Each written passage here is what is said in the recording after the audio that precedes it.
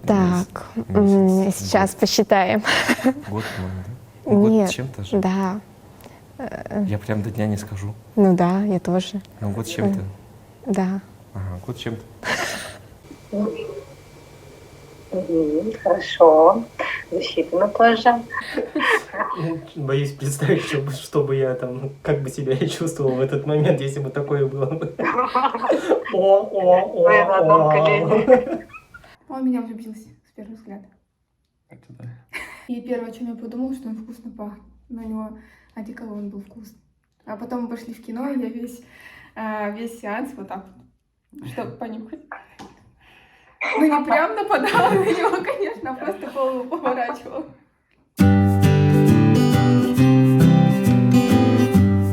Любовь — это доверие, когда вы оба друг другу, друг друга поддерживаете. Короче, это что-то такое, как такая коннект-связь, она действует как магнит. Я не знаю, как это описать еще более подробно. Любовь — это, мне кажется, самое такое вот важное чувство у человека, самое такое вот прекрасное, высокое вот чувство. Есть любовь, может быть, к жене, любовь к родителям, любовь к детям. Вот. Но мне кажется, любовь — это самое прекрасное, что есть у человека. Так, для меня любовь — это забота, уважение и каждый день делать друг друга счастливыми. Я думаю, что любовь все-таки это сильное чувство, которое складывается со временем. А вот насчет симпатии, то, что симпатия с первого взгляда возможно, это да. Любовь с первого взгляда, скорее всего, это влюбленность, которая может перерасти в настоящую любовь со временем. В таком случае можно сказать, что это любовь с первого взгляда. В любовь нет, а во влюбленность может быть да. Для счастья, любви, я думаю, все-таки недостаточно, что любви недостаточно, но должна быть еще и гармония, понимание, поддержка друг друга. Вот. Но любовь — это, конечно же, первостепенное, да, что должно быть. Рай в шалаше с любимой, естественно, возможен. Конечно, все люди разные, и у каждого свои ценности. Для кого-то действительно будет рай в шалаше, но это не про нас, Ларина, это точно.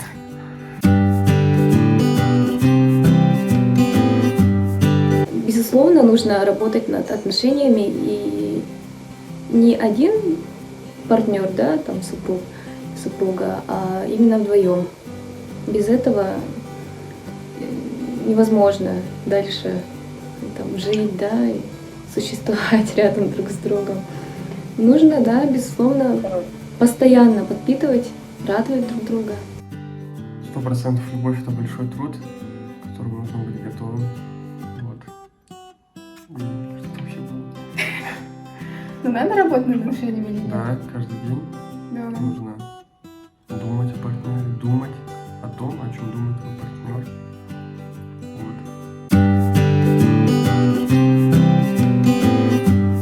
Вот. Выражать чувства можно на людях, но без фанатизма, да, ну, держаться за руки мы держимся за руки. Вот, ну, не в многолюдных местах можно там в щечку поцеловаться, там, но не надо там страсти показывать, конечно. Вот. Ну, все должно быть дома. Счастье, любить, тишину. Ну, максимум можно пообниматься, в щечку поцеловать, но не переходить границы. Не нужно лапать друг друга. Да. Мне, в принципе, это не нравится, когда в метро люди на улице как-то друг друга в засос там целуют и все такое.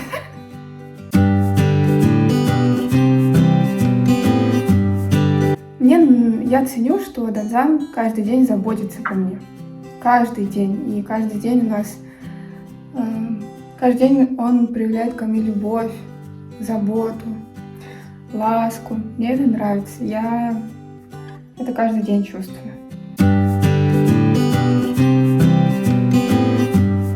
Сейчас меня там отчаянно пинают по ноге, короче. Ну, вообще-то нет, мне кажется, такого конкретного определения, в чем должно уступать хоть кто-то кому-то. Если что-то хорошо умеешь, то делай. Если ты что-то не умеешь делать, так и скажи, что не умеешь делать. Потому что если будет копиться какой-то, типа, ну, какой-то комплекс, короче, у человека, и он не будет этого говорить, то потом это все и придется долго-долго разбираться. А кому это надо? Вы же все ленивые. Когда у вас все так хорошо, то, мне кажется, даже неуместно в чем-то уступать друг другу. Ну, если, наверное, там какие-то начинаются споры, либо ссоры, а они у всех будут, то, мне кажется, возможно, в каких-то моментах нужно уступить, чтобы этот конфликт как-то разрешить. Вот. Разве что в этом плане.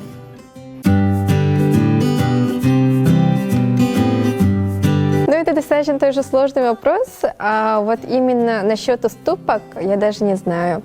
Идти на компромиссы, ну, компромиссы, я не думаю, что компромиссы это что-то хорошее понятие, потому что все равно, когда ты идешь на компромиссы, кто-то всегда, ну, менее, да, кто-то всегда в проигрыше, как бы, то есть чьи-то интересы все равно как бы полностью не учитываются, поэтому идти на какие-то определенные уступки, я не считаю, что это необходимо, просто можно обговорить какие-то моменты, то, что тебе нравится, не нравится, и уже потом решить. Ну, это тоже схоже с понятием компромисса, но, как сказать, я сейчас объясню еще хорошенько. Так. Ты не чувствуешь чувство такой потери, короче, типа. Да, то есть вы просто разговариваете друг с другом и говорите то, кто что думает. Жесткий наивняк, да, вон там как раз такие розовенькие сердечки. Ну все. Ладно, шучу. Ну, сложный вопрос, правда. Мне кажется, что мы не должны уступать, а мы должны идти на компромиссы, чтобы каждый партнер чувствовал себя комфортно при решении какого-то конфликта. И чтобы не было никакой обиды, какой-то злости и так далее. Главное, чтобы партнер друг друга хорошо себя чувствовал. А когда ты уступаешь, мне кажется, наоборот, это неправильно. Вот надо идти на компромисс.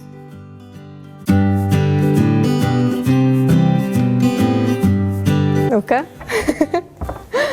Провокация. Тут нужно как депутат, короче, Да нет такого понятия. Если вы оба самостоятельные люди, знаете, что вам нравится делать по жизни, вам есть где жить, или даже без всего этого, короче, ну можно хоть что делать, короче. Нет конкретных рамок, чтобы вас там скрепляло, ну, в смысле, ну, вы сами, наверное, меня понимаете. Вот. Я так думаю. Так что хоть когда, в принципе. Это вообще индивидуальный, мне кажется, вопрос такой вот. Каждой паре задать вопрос, там, когда женитесь, вот это вот, когда там в свадьбу у вас, вот это вот тоже. Может быть, они вообще не хотят, да, жениться? Ну, вот именно, вдруг у них гражданский брак там... Устраивает. Да, вдруг гражданский брак устраивает, ну, это вообще сугубо индивидуальный вопрос. Это когда, это все равно приходит как-то само по себе. Сердце должно тебе сказать, когда можно сделать предложение девушке. Это не должно быть так, вот через 2 года я ей сделаю предложение. Или сейчас пройдет 3 месяца, я ей сделаю ей предложение. Не должно сердце решать, мне кажется. Вот, а девушка уже подумает, отвечать да или нет. Можно и через месяц сделать предложение девушке, можно и через 4 года. Это вот ваши чувства должны решать, а не какие-то там правила, время и так далее. Она это даже... Ладно, давай я расскажу. В принципе, да, почему бы и нет. Но, конечно, я думаю, то, что вот Коле, как достаточно консервативному человеку, будет некомфортно, так мягко говоря. Поэтому, да, я, скорее всего, откажусь от этой затеи, хотя, в принципе, я бы могла сделать предложение. Вместе? По-другому, да. Вместе нужно это делать. все равно я отношусь положительно, потому что это тоже доход в семейный бюджет. Можно же также вот начинать копить и купить какую-то очень важную вещь для нашей семьи. Но все равно, когда вот женщина зарабатывает больше, чем мужчина, у мужчины все равно, ну, по крайней мере, у меня есть стимул зарабатывать еще больше. Вот. И это, мне кажется, супер, когда женщина зарабатывает больше, и у меня вот это вот появляется мотивация вот, зарабатывать больше, и, как правило, обычно это получается, и тем самым семейный бюджет еще больше увеличивается. Вот так вот. Ну, сейчас уже 2022 год. У нас все супер развито. У нас равенство полов и так далее. То, что любой может абсолютно сесть за ноутбук, найти там свою нишу и зарабатывать много-много денег. Поэтому это не, я считаю, что это уже не удивительно, то, что женщина зарабатывает больше мужчины. Я считаю, что уже в этом нет ничего такого. Безусловно, дети — это очень важно для семьи, потому что, ну, это, очевидно, продолжение твоего рода, это продолжение вашей любви, то, что, да, действительно, с детьми гораздо интереснее проводить время, в целом развлекаться. В любом случае, когда-нибудь станет так, когда вы вместе живете, и станет скучно, например, только обоим. Будут возникать такие моменты, а если у вас есть дети, то, конечно же, вы можете хоть что придумать с ними, потому что вас много, и вы все любите друг друга. Это же очень классно. Для нас, да, это важно. Но бывают разные семьи, бывают разные люди, у всех разные взгляды на жизнь. Вот, но для нас это важно, да. Да. Дети это круто. Да. Ну, Вроде детей. бы.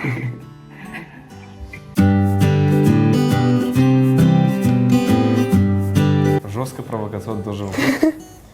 Короче, хотелось бы очень верить в то, что раз навсегда это типа, ну, железнобетонное и все такое, короче, над этим надо много работать.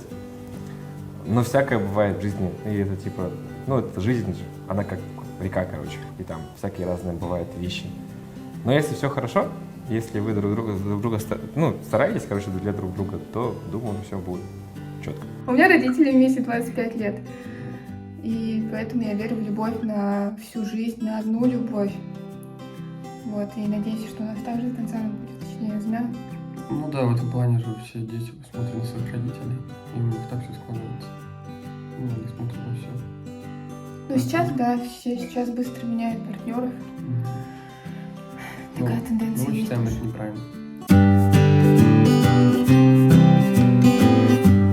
Ничего такого в голову не пришло, но думаю, сначала так в кино сходим, да, где можно там не постоянно общаться, вот, молча посидеть, фильм посмотреть, и после фильма мы пошли прогуляться в парк.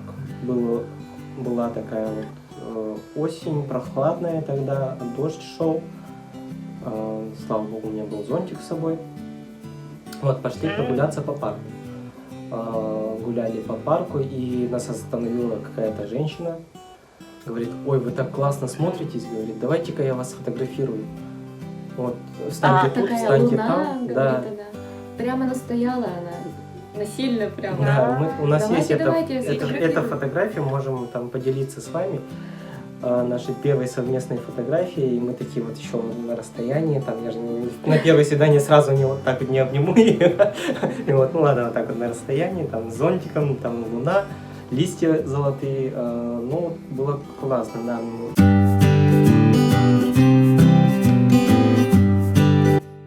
Это было на каникулах наших. Я тогда после первого курса магистратуры полетел к себе домой в Бурятию.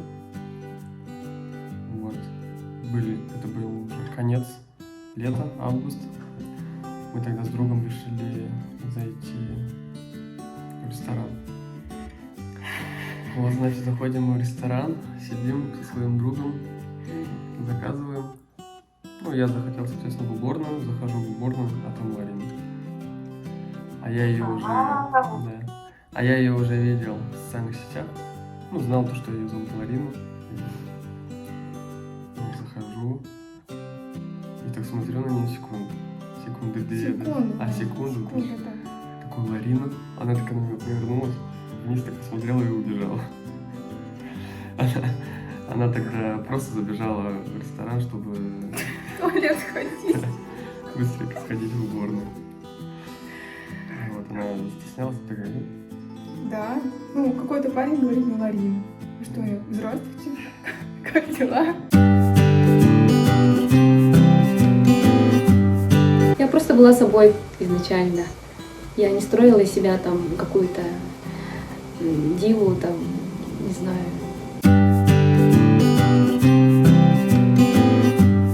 То, что его любимая еда – это гречка и гороховый суп, что я вполне не сильно люблю, что мне не сильно нравится, но все-таки, да, пришлось научиться готовить гороховый суп и частенько кушать гречку. Предательство и измена.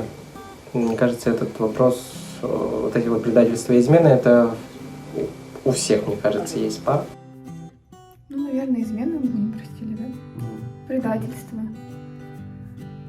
Наверное, можно простить, но принять это и быть с человеком дальше вместе нет. Прощать-то можно все, и прощать рекомендуется вообще все, всем людям, потому что так легче живется. а лучше с этим не сталкиваться. Лучше избегать этого, чтобы не приходилось прощать. Да.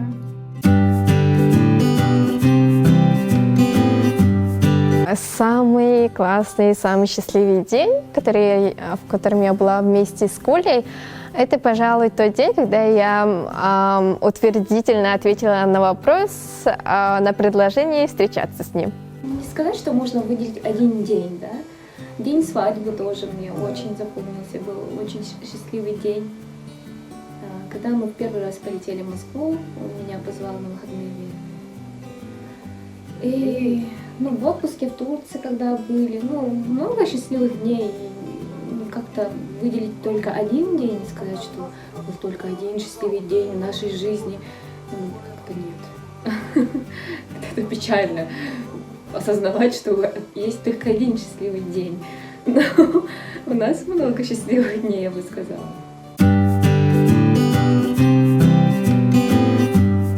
Да. Да.